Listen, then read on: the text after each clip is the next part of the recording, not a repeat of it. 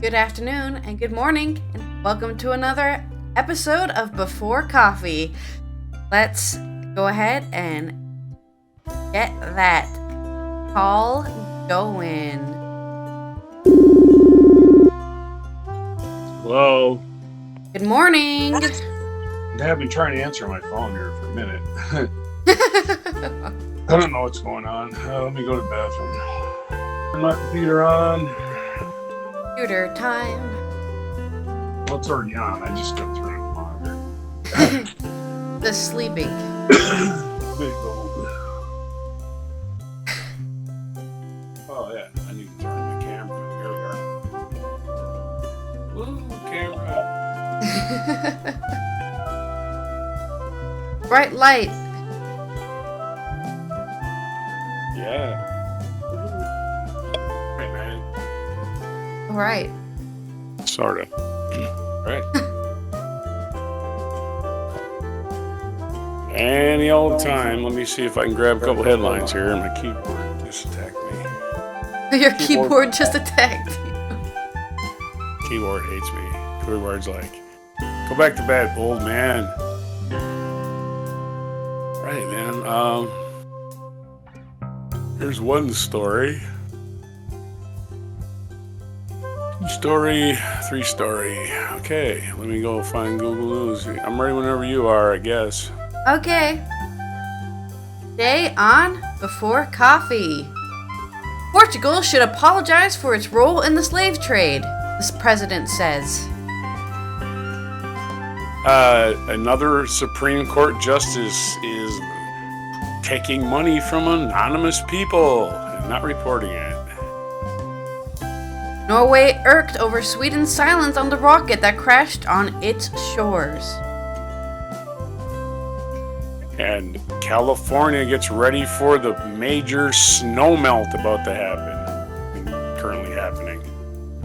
Heathrow remains loss-making despite rise in passenger numbers. And those stories and more. Other stories I still have to look up on today, April 26, 2023 edition of Before Coffee.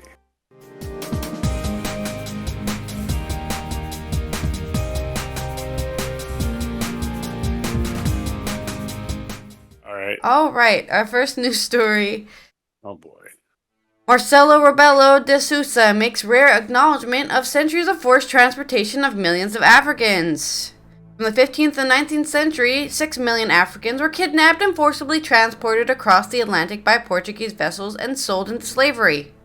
Primarily to Brazil. Convenient. So far, Portugal has rarely commented on its past, and little is taught about its role in slavery in schools. Rather, the country's colonial era, which subjugated countries including Angola, Mozambique, Brazil, Cape Verde, and East Timor, as well as parts of India, is often perceived as a source of pride for most Portuguese. Speaking on Tuesday at Portugal's annual commemoration of the 1974 Carnation Revolution, which toppled the country's dictatorship, Rebelo de Sousa said the country should go beyond just an apology, though he did not offer up any specifics. Apologizing is something that's easiest thing to do. You apologize, turn your back, and the job is done, he said, adding a country should assume responsibility for its past and build a better future. Rebelo de Sousa made the remarks after the Brazilian president Luiz Inácio Lula da Silva, who was in Portugal on his first visit to Europe since assuming the office, addressed the Portuguese parliament. Brazil gained independence from Portugal in 1822. He said the colonization of Brazil also had positive factors, such as the spread of Portuguese language and culture. But on the bad side, the exploitation of indigenous people, slavery, the sacrifice of interest of Brazilians and Brazilians. He said, Europe's top human rights group previous said Portugal had to do more to confront its colonial past, a role in its transatlantic slave trade in order to help fight racism and discrimination today. Just give them a bunch of money. I don't know. Your story. Money may solve it. I don't know. Let's see. Okay. So we last reported in the Supreme Court we had Clarence Thomas, who has good buddies with some billionaire who just can't get enough of Clarence Thomas on vacation. Come on, Clarence. Well, this Supreme Court Justice Neil Gorsuch. Have you ever heard of him? He's the guy that took the seat that was supposed to go to Merrick Garland. But since Mitch McConnell is basically a criminal, he decided to not let him even have a hearing. And so Obama left office, there was only eight Supreme Court justices, and the first thing that Donald Trump got to do was appoint Supreme Court justice. So we got this guy, Neil Gorsuch, who lied on the stand. and said, abortion law was settled. I'm not going to vote against it. And then, of course, he lied. Experts said that head of major law firm bought real estate from Gorsuch. Experts say that Justice's disclosure of the sale, which came right after the Justice's appointment, did not violate law, but underscored the need for ethics reforms. Let's see what this clown was up to. Washington. This is according to Charlie Savage of the New York Times.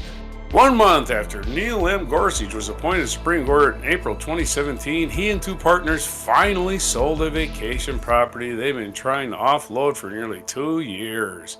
But when he reported the sale, what a coincidence, right after he got on the Supreme Court.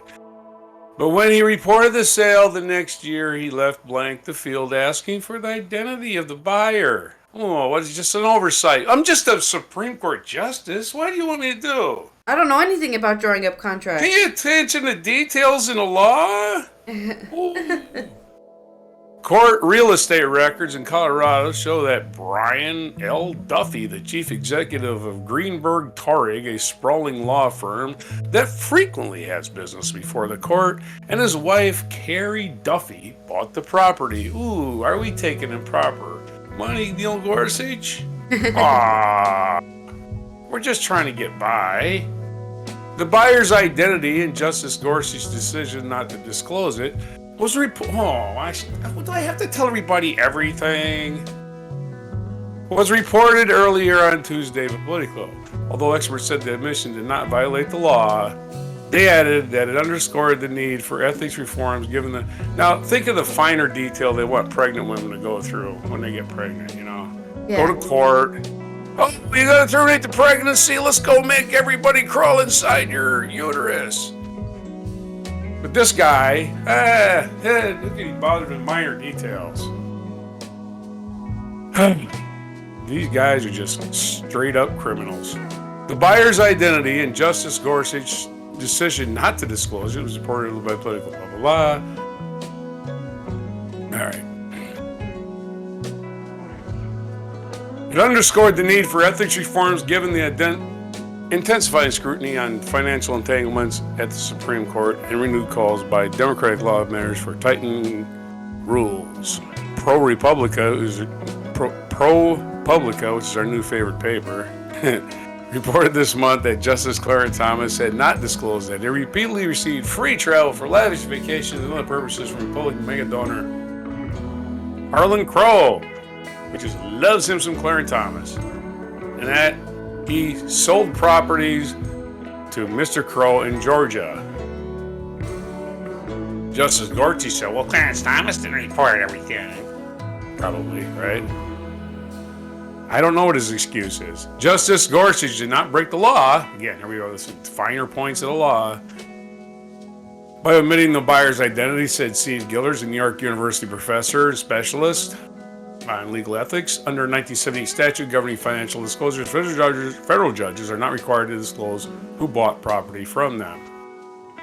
Gabe Roth, the executive director of Fix the Court, a nonpartisan group that pressures for greater transparency, accountability by justice, agreed that the admission did not violate the law, but he argued that Congress should pass legislation expanding the justice that what justices must disclose, including losses from any sales, the nature of partnerships, whole real estate, and who the buyers are. In response to a request for testimony before Congress, Chief Justice John Roberts Jr. on Tuesday declined an invitation come in please. Declined an invitation from Senator Richard J. Dermott, Democrat of Illinois, who leads the Judiciary Committee to speak next week about political ethics reforms. Richard J. Durbin, another Democrat, is just too fucking old to do his job. In a letter, no, he just ain't fucking doing his job. Seriously. Yeah. No, he's not doing anything. He's a fucking useless old cunt. Oh, sorry. Wrong language. Yeah. See you in Tennessee. You already said fuck 3 times in a row. Why not? Why stop there? See you in Tennessee, Richard J. Durbin. See what they did there? Anyway.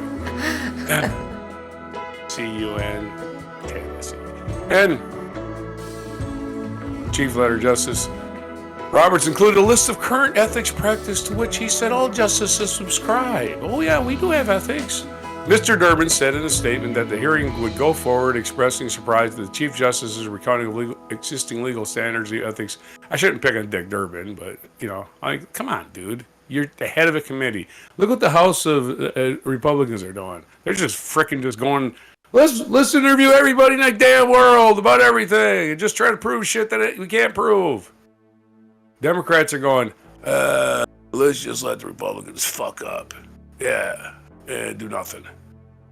That's kind of what they're doing in the Senate. Just whatever. We control the Senate. Why? I have no idea. Why do you control the Senate? Because we said so. Yeah, we got control of the Senate. Now we're gonna do nothing. We're gonna make sure that the Republicans look bad. Okay, they look bad. Good. Whatever. All right. Anyway, I think I've stayed on this story too long. They're all corrupt. It's not clear what offer was made. Okay, Mr. Duffy, Green Big Touring employs about 22,650 lawyers across 45 locations in the world and reported over $2 billion in revenue in 2021. This is a law firm that bought the land. A search of Supreme Court docket and legal research site Nexus returned more than 4 dozen cases involving lawyers from the firm, which Justice Gorsuch was appointed at the end of 2022, the latest update in the database. They include cases the court took up, petitions in which they declined to hear the appeal, and further court briefs submitted in cases in which the firm did not represent a litigant. Mr. Duffy, who was in Colorado, did not respond to an email from the New York Times, but he told Politico that he bought the property because he's a fly fisherman and he's never argued before Judge Gorsuch or met him socially. You see? Can't be anything improper. He also said he did not know that the jurist had a stake in the property when he made the first offer.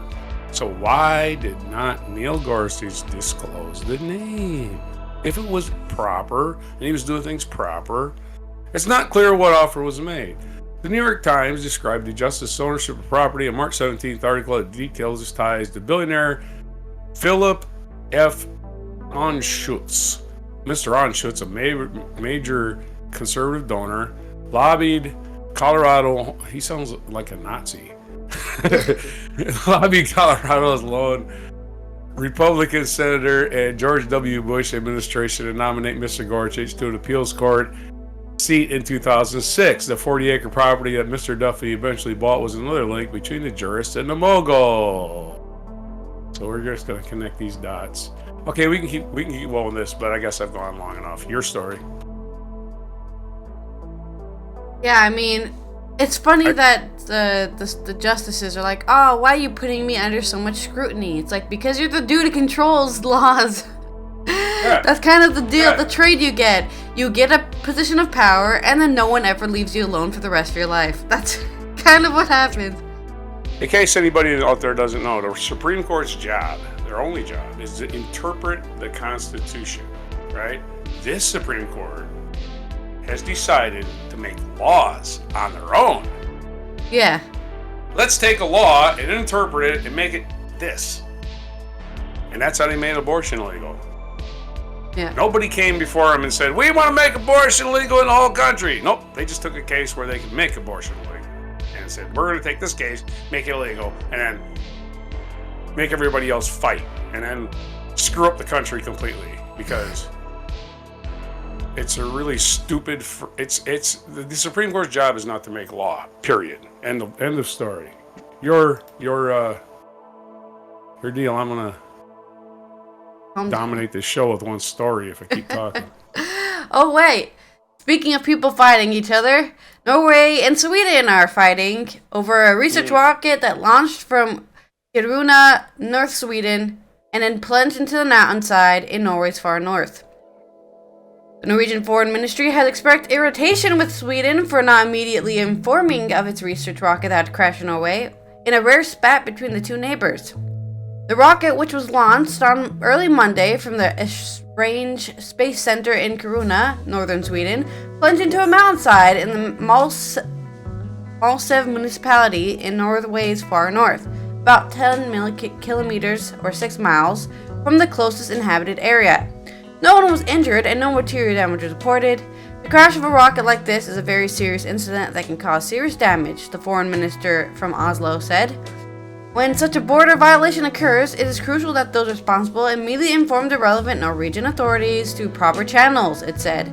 The rocket was carrying out experiments in zero gravity at an altitude of 250 kilometers. The rocket took a slightly longer, more westerly trajectory than calculated and landed after a completed flight of 15 kilometers or 9.3 miles into Norway, the Swedish Space Corporation said in a statement on Monday. Work on retrieving the payload is underway. Norway's foreign minister also noted that retrieval work was not supposed to begin without Norwegian authorization, which had not been granted. Norway's Civil Aviation Authority said it had learned of the crash from the Swedish Space Corporation's press release issued on Monday, instead of knowing before it happened. So that's why they're angry about it, I guess. Really short article about that, but just wanted to show that Sweden and Norway are fighting over a rocket. I didn't know they were launching rockets, but more power to them if they can do it. They're not trying to go to space. They're just doing research into zero gravity. So they probably have people. They're probably doing stuff with things and seeing what happens to them when they go to zero gravity, right? Like, what happens to a frog egg if it's in zero gravity, or and stuff like that. Right. They're very peaceful countries in most cases, right? I mean, I guess they're famously known for the Vikings, but long time ago, right? Not that long. But Norway hasn't invaded anybody recently. It wasn't in my lifetime. Norway and Sweden are famous for being socialist utopias, so to say. And being long, skinny northern countries, so they got these long borders with each other. Famously used as an example for what other countries should be, and then completely dismissed because they pay really high taxes. So it doesn't matter. All the good that the socialism does in their country doesn't matter because their taxes are high, and that's more important than anything. Paying taxes is not good. You should just not pay taxes and also live in a shit country. That's the perfect situation for those people. You should keep all of your money so you can buy guns and shoot people. That's what Americans are about these days. So somebody came within 300 yards of my house, better shoot them. My favorite argument. Experts are getting along. From A Better World is always just like, why do we have to do what? Like you say, let's get free healthcare, and then somebody will go, give me an example in a country where that works. Right? And then you could name 20 countries and it's like, but they have high taxes. Who cares? The United States has free healthcare for millions of citizens. People in prison get free healthcare. Yeah, I know. People in the military get free healthcare. But they want everyone to get it. That would destroy an entire industry. The healthcare industry. Or the insurance industry even. Yep. But there's always been people. Yeah, the insurance industry. That's what we got. We got big, gigantic. You go to any city in America. Biggest building downtown is always an insurance building. Why is that? How can they afford to build those big buildings? They're just insurance companies. They don't really provide anything. Just give us money, and when you start to cost us money, we're going to cancel you. That's their business model. Yeah? All right. That's their business model. You can't lose with that one. It's like gambling, you can't lose. Even life insurance is a scam, and they know you're going to die, but they know it's a scam. And you know it's a scam, but you still buy it. All right. Other stories. AP News story from Mr. Amy, our Miss Mr. Amy Jackson, and J.C. Hong, J.E.E. C's a middle initial, Hong. Leadenmore, California. Ron. Why do they put people's names in the article that I can't pronounce? Okay, Ron Satano is packed and ready to go. His family photos and valuables in a trailer, and he's put food in carry totes. He moved the rabbits and chickens in their automatic feeders to higher ground. He and his family and dogs could get out in less than an hour, they figure. Should more rain and hot weather melt so much mountain snow that gushing water overwhelms the rivers in the channel that surrounded the tight-knit rural Central California community, and give its name the Island District. The water is coming this way, said Catano, who started a Facebook group to help organize his neighbors. I'm preparing for the worst, praying for the best. That's all we can do. After more than a dozen atmospheric rivers dumped an epic rain and snowfall in California, a reservoir that stores water upstream is expected to receive 3 times its capacity in the coming months. Catano and his neighbors in the tree-lined Island District, home to a school, pistachio orchards, and horse ranches about halfway between Los Angeles and San Francisco, will soon be marooned by rising rivers and flooded out. Water managers are concerned that the spring snowmelt in the Sierra Nevada will be so massive that the North Fork of the Kings River won't be able to contain it and carry it towards the Pacific Ocean. Much of the water is being channeled into the river's mouth, South Fork, which winds through the area near the small city of Leadenmore to fill a vast basin. More than a century ago, that basin was an enormous body of fresh water known as Tulare Lake, the largest west of the Mississippi River. It would grow in winter and snowmelt streamed down from the mountains, but over time, settlers dammed and diverted water to irrigate crops and the lake went dry. Now Tulare Lake reappears only during the rainiest years, like this one, covering what is now a vast swath of farmland with water. Today, paved roads vanish beneath the lake's lapping waves, and utility poles and trees jut out above the water. Vestiges of land living put on hold. Fields that typically grow wheat, tomatoes, and other crops lie underneath. David Merritt, a general manager for Kings River Conservation District, said the Pine Flat Reservoir, about 50 miles upstream, could hold up to 1 million acre-feet of water, but is expected to reach more than 3 million acre-feet this spring from the melting snow. Officials have been forced to increase the flow of water out of the reservoir to make space for more.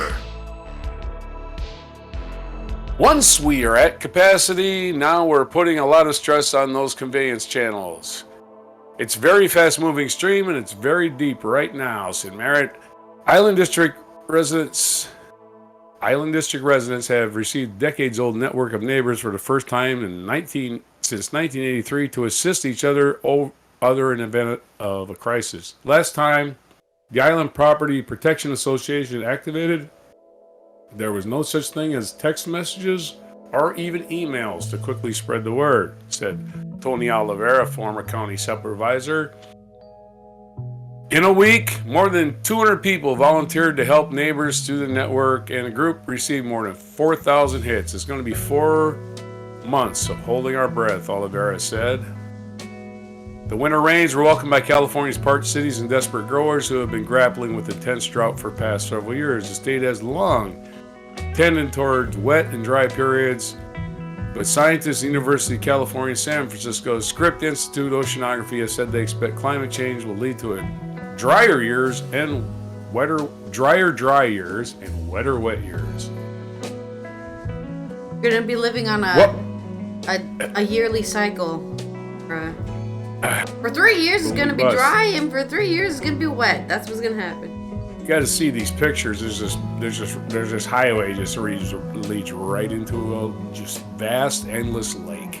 You don't even see the end of the lake. Yeah, it's just a highway, lake, and there's power lines for as long as the eyes can go. There's power lines, but they're all underwater, right? Like the base of the power line, the power poles are underwater. They go straight because that's a place where you can build straight roads. Okay, so I guess we covered that. It's going to be flooding in Central Valley of California for about all summer, basically, because that snow just keeps on melting. You go out there in the middle of July, you look in the Yosemite and the Sierra Nevadas, you still see snow-capped mountains year-round. So that snow melting never stops happening. Your story. Hey, well, hopefully no one is hurt by mudslides, which I know are very famous in California. Well, that part, it's probably just gonna be towns disappearing and shit. Like, we can't live here anymore. That kind of stuff. Yeah, we gotta get out of here. You know, we gotta like higher ground. Yeah, it's the Central Valley, so it's like flat. Yeah, perfect for mudslides. That's all I'm saying. I know mudslides are very famous. It was coincidentally once a really deep ocean there. What a coincidence. It's like the Earth is kind of in a cycle of some sort. Go ahead. All right. In airport news, Heathrow, my least favorite airport that I've ever been to, is making a loss despite its rise in passenger numbers, and I think it deserves it. It's a personal vendetta against Heathrow for arresting me at the border control because I was 19 traveling by myself, and as you know, that's illegal. Yeah, because you didn't have. What do you have? $100 on you? I had $80 in my wallet, and they were like, "How is she gonna survive?" And I'm like, "It is 2012. Bank accounts and credit cards exist, and you're like, hey, why are you carrying an entire trove of treasure in your chest with you while you travel? How are you gonna get shanked in the streets of London if you don't have that on you?" Really? No, that's not what they said. You need to walk around in London. I think I'm gonna bring racism into it though, and say it's because I was a brown kid traveling by myself, and they were like, she's smuggling drugs or she's being sex trafficked. That's the only options. I just think they saw a young girl. I don't think it had race necessarily. I don't think anybody looks at you and sees any race. It's nice that you think racism doesn't exist. I didn't say that. I said people don't look at you and see a race. I don't think that's true.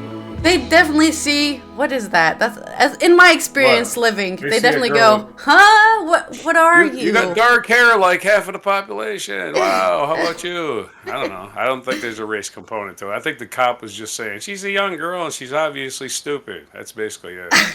Yeah. Either way, I missed my bus, so fuck Heathrow. Anyways, Heathrow Airport still had loss making, even as it continues to be Europe's busiest airport, welcoming almost 17 million passengers in the first 3 months of the year.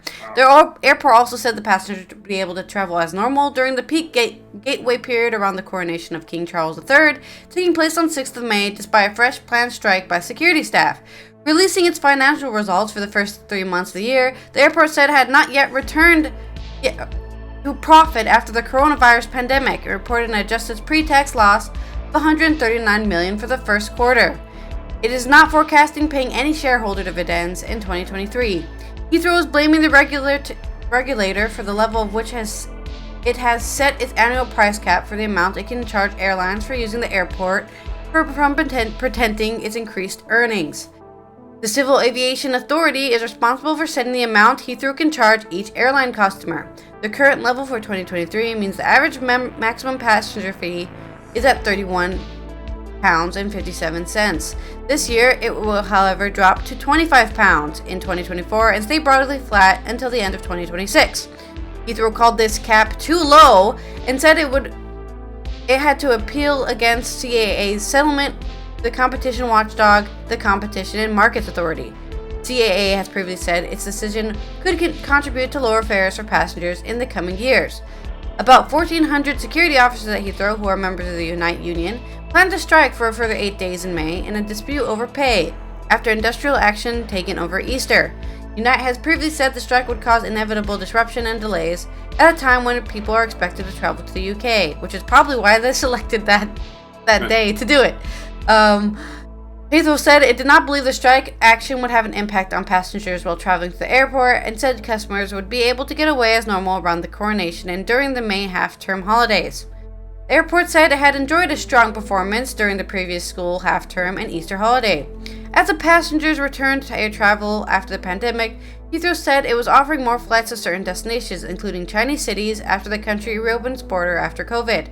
The airport's chief executive, John Holland Kay, said the year had got off to a strong start. However, he is calling on the government to make the UK more attractive for overseas visitors compared with the EU by reversing the decision to remove tax-free shopping for tourists, which he called the tourist tax. We're building our route network to connect all of Britain to the growing markets of the world. Now we need the government to lure international visitors back to the UK by scrapping the tourist tax, Holland Kay says. I think this is really interesting that, as usual, a place which, honestly, let's be honest, airports are famous for not being very good at making money. They're very expensive ventures, and that's the risk when you open an airport and run an airport, is that you might not get money for how much it costs.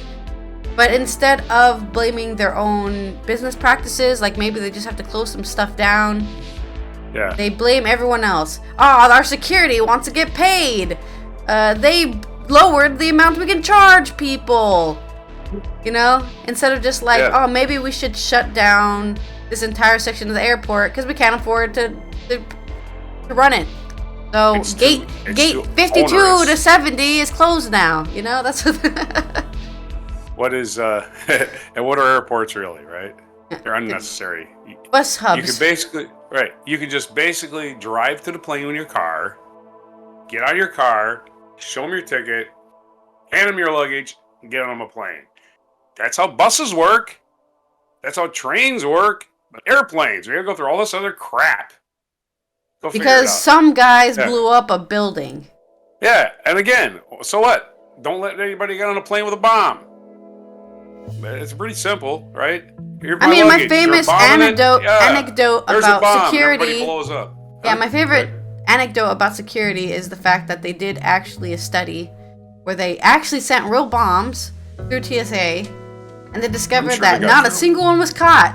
Because the whole point of the TSA is to be scary, and that's it. They're just there to be like, "Ooh, you're safe. Look at us, we're scary, and we're not going to catch anything, actually." Better not bring a bomb, because they're going to catch me, but not really. Yeah. I think, Jerry Seinfeld famously said, the only reason airports exist is to sell us $8 tuna sandwiches. Yeah. They're basically a mall with a plane attached, if you think about it. Yeah, an overpriced mall. You're captive. You can't go anywhere. Like, I'm here for 9 hours because my flight got canceled and my luggage is somewhere, you know? Yeah. I don't live here. I'm just transferring flights. This happens all the time. It's transfer spot where you get stuck. Okay. Speaking of flights going badly. Uh-oh. Japanese moonlander likely to have crashed. Oh no. So while Norway's crashing stuff into Sweden, or Sweden's crashing stuff into Norway, yeah. Japan just crashing stuff into the moon.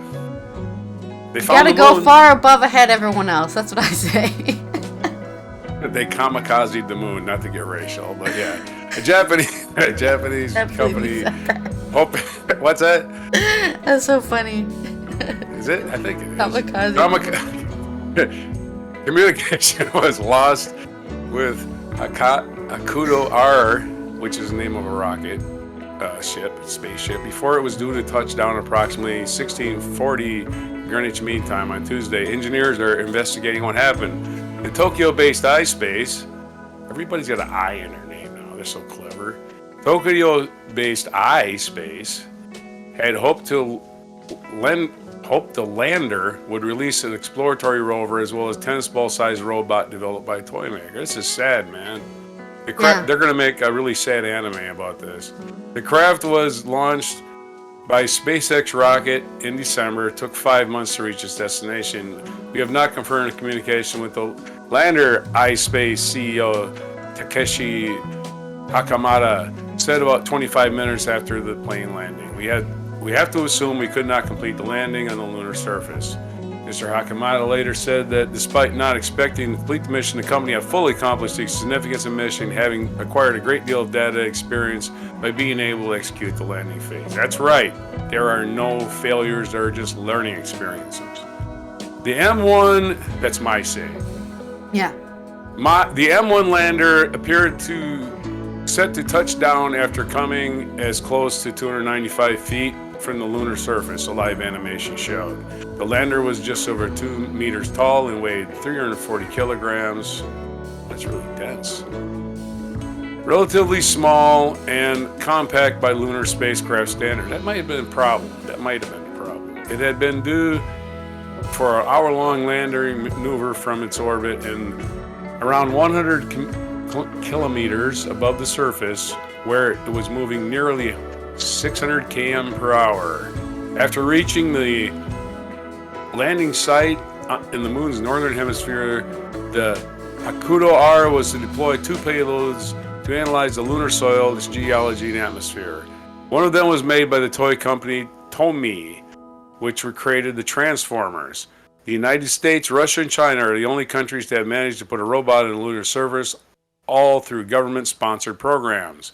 In 2019, Israel's Beresheet mission became the first attempt by a private company to land on the moon. Its spacecraft managed to orbit the moon, but was lost during the landing attempt. An Indian attempt to land a probe on the moon failed later the same year. So, all kinds of countries just throwing junk at the moon. Hey, smart junk at the moon. Space. Let's go. Space junk, yeah. We're just littering the hell out of that place. Humans, we're just going to litter everywhere. That's our only purpose on this entire universe. Just to litter as much as possible. The primary aim of Japanese mission was to assess the viability of commercial launches to the lunar surface.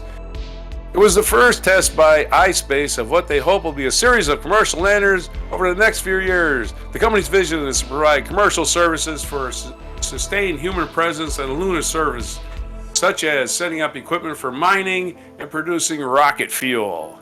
Hell yeah! Let's have a moon base! I want a moon base! Let's have one! Let's go! Your story. Alright.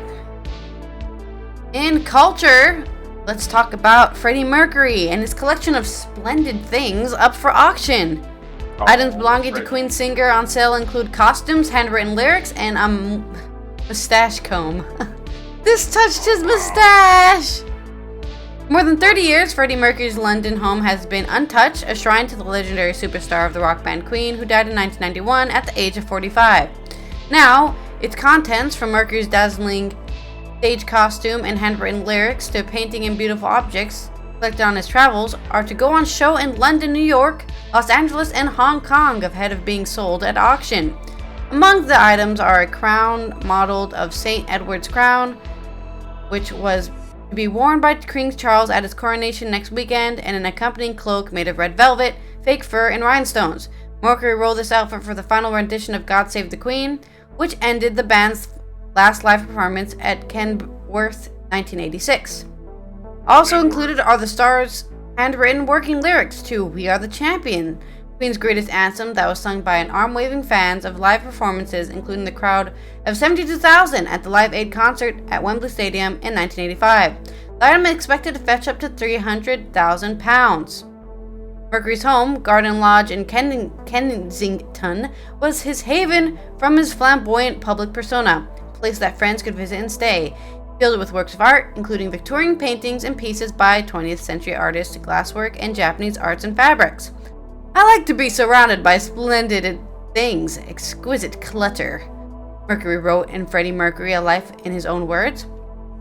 He spent the last months of his life at Garden Lodge and died there on the 24th of November 1991, 24 hours after confirming in a statement that he had AIDS and appealing for his fans to join the fight against the terrible disease. He left Garden Lodge and its contents to Mary Austin, one of his closest and most trusted friends. He said, "For many years now, I have had the joy and privilege of living surrounded by all the wonderful things that Freddie sought out and so loved. But the years have passed, and the time has come for me to take the difficult decision to close this very special chapter in my life." Freddie was an incredible and intelligent collector who showed us that there is beauty and fun and conversation to be found in everything. I hope that exhibitions and auctions will be an opportunity to share all the many facets of Freddie, both public and private, and for the world to understand more about and celebrate his unique and beautiful spirit. The many expositions will be at Sotheby's London Gallery in August, with all 1,500 or so items from the Garden Lodge on display, and closing on what would have been Mercury's 77th birthday. It will be followed by 6 auctions in September. David MacDonald, head of the single-owner sales at Sotheby's London, said, Freddie Mercury's collection is a manifestation of one extraordinary man's creativity, taste, and unerring eye for beauty, presenting so much more than an exquisite selection of the very best examples by artists across centuries and countries.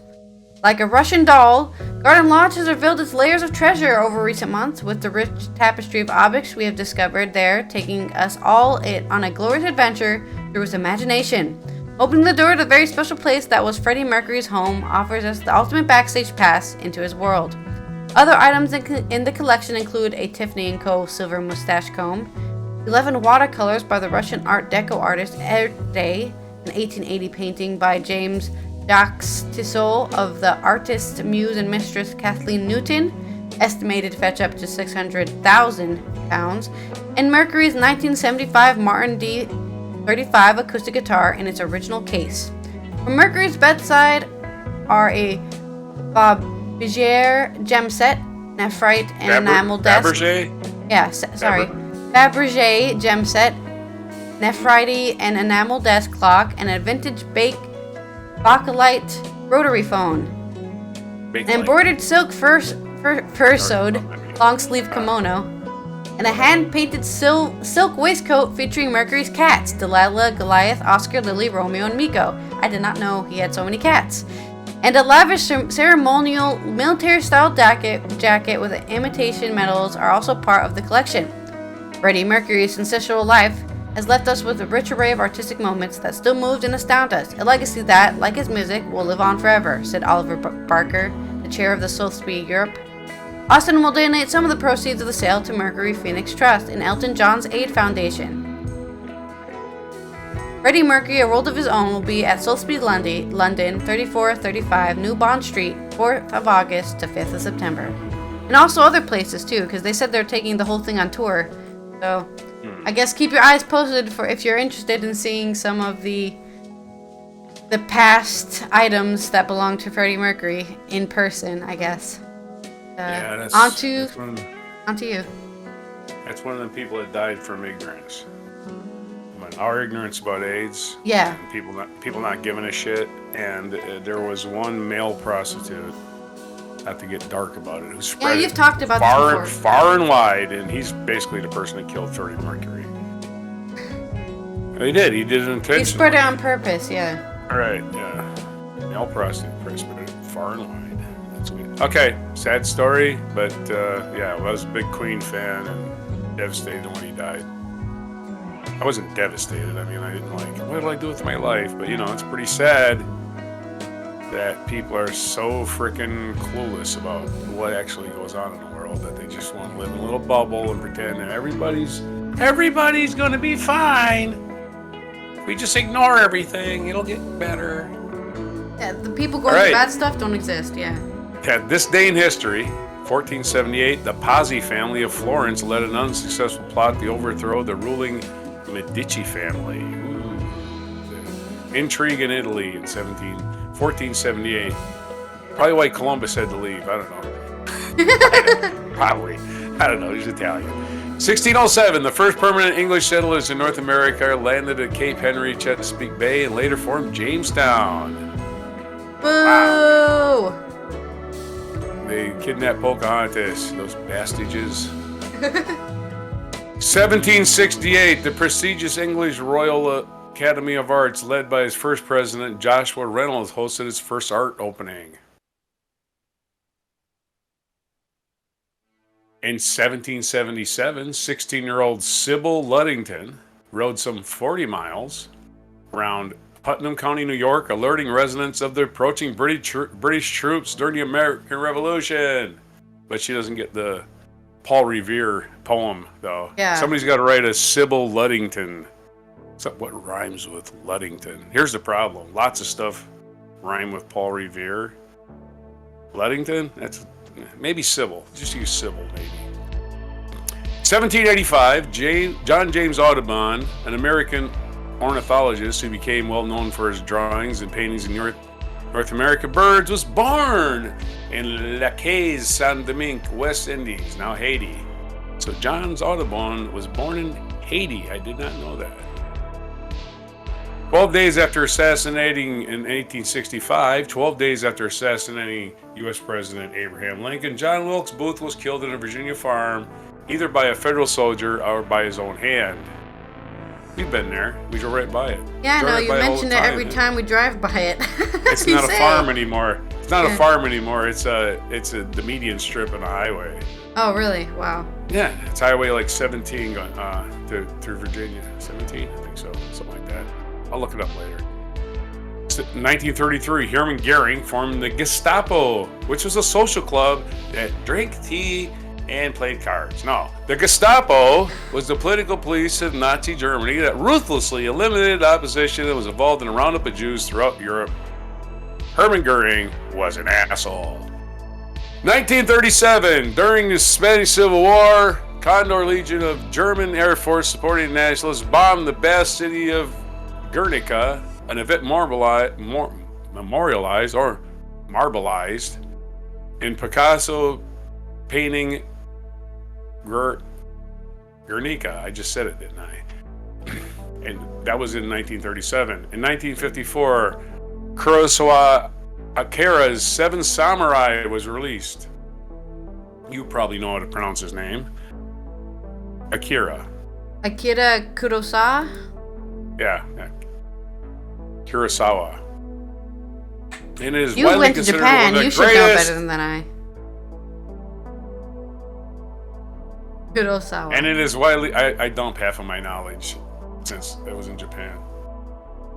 And it is widely considered one of the greatest and most influential films ever made. In fact, what is it? The Magnificent Seven is the same movie. Also, there's a film based on it. That's not called that, but I can't remember what it was. But it's a famous Western film that everyone's like, oh, I love that film. And it's like, it's literally the entire plot of Seven Samurai. He just made it in English. There's the Magnificent Seven. Right, yeah. But the Magnificent Seven was famous. They also remade the Magnificent Seven. Yeah. And don't forget the Hateful Eight, which is kind of humorous. More violent, if you can imagine. More violent take on it. And 1989, actress Lucille Ball passed away at the age of 77. 2007, Jack Valenti, the longtime president of Motion Picture Association of America, who created a film rating system and so forth, died at the age of 85. In 2018, amid numerous allegations of sexual assault, American actor Bill Cosby, the Jell-O pudding guy, was found guilty of drugging and sexually assaulting a woman and later received a sentence of 3 to 10 years in prison. His conviction, however, was later overturned in 2021 with the Jell-O in the pudding. And 1986, Chernobyl happened. On this day, a devastating environmental catastrophe occurred early this morning in 1986 when an explosion and fire at Chernobyl nuclear plant in Ukraine released large amounts of radioactive material into the atmosphere. Thank you for being lazy assholes, Russia. I should say Soviets. Yes, all sorts of people were working there. Yeah, it was in Ukraine and it's still there. I didn't move it. No, you can't move it. Right. Ma Rainey, American singer, was born on this day, in April 26, 1886. Other birthdays are Jet Li, Chinese actor, born 1963. Carol Burnett, happy birthday, 90th birthday to Carol Burnett, American comedian actress. Still, I seen her in a Colbert show the other day. Rudolf Hess, German Nazi leader, was born on this day in 1894. Happy birthday, scumbag. 1889. Non-happy Ludwig. Birthday. happy. Well, he's not alive to hear it. Ludwig Wittgenstein, British philosopher. Ludwig Wittgenstein, British philosopher, was born in 1889. And Eugene Delacroix, French artist, born in 1798. It is also National Administrative Professionals Day. Let's see what other day it is today. Let's see what happens when we click on this link. Not so good. Let's try a different link. I had one that was better. Let's see if I can find it. Here it is. Okay. It's also National Pretzel Day. Hey, get a pretzel. All right. National Richter Scale Day. Oh no, not earthquakes. Well, there better be an earthquake if it's going to be National Richter Scale. I demand an earthquake, a National Richter Scale Day. National Dissertation Day. So No, just get boo. out there. National South Dakota Day. So you go out there and look at empty land forever and ever. Stop Food Waste Day. Last Wednesday. Even if it's moldy bread, you should eat it. Or give That it is to a somebody joke. that Do can not eat moldy bread. It's actually very dangerous to eat moldy bread. Throw it away. Yeah. Eat the moldy cheese though. It won't kill Put your bread in the freezer, then it won't get moldy, okay? you. Or just eat tortillas. They don't get moldy at all because they don't have yeast. National Help a Horse Day is today. National Audubon Day is today. Well, it's Audubon's birthday. He was born in Haiti. We just found that out. National Administrative Professionals Day. We already did that one. Used to be called secretaries. Okay. I was trying to figure out what they were trying to say, yeah. Today's Denim Day, but it changes annually. I don't get that one. How are you supposed to keep up? You're supposed to have a denim reminder calendar in your phone? Oh, they changed it again. It's like Easter. National Kids and Pets Day, April. Kids and Pets Day. They don't get enough attention. National Library Outreach Day is today. Go to your Those are library. all the days. Yeah, National. On Wednesday. Well, yeah. What is there a better day to read a book? There's never a bad day to read a book, man. All right, and that's today. And that does it for Before Coffee, April 26th, 2026 edition. You can say your. Oh, sorry, you gotta say your. I'll say my thing as well, and this has been Allison from the Netherlands talking about how airports should be illegal. And we'll see you next time on the next episode, or tomorrow. We'll see you tomorrow on the next episode of Before Coffee. And airports continue to be an unnecessary waste of time and resources. And farewell from the United States on this, the April 26th edition of the comprehensive news of planet Earth on... What's the name of our show again? Before Coffee. Before Coffee! I say it every day. My mind goes blank. It's because it's Before Coffee. That's it.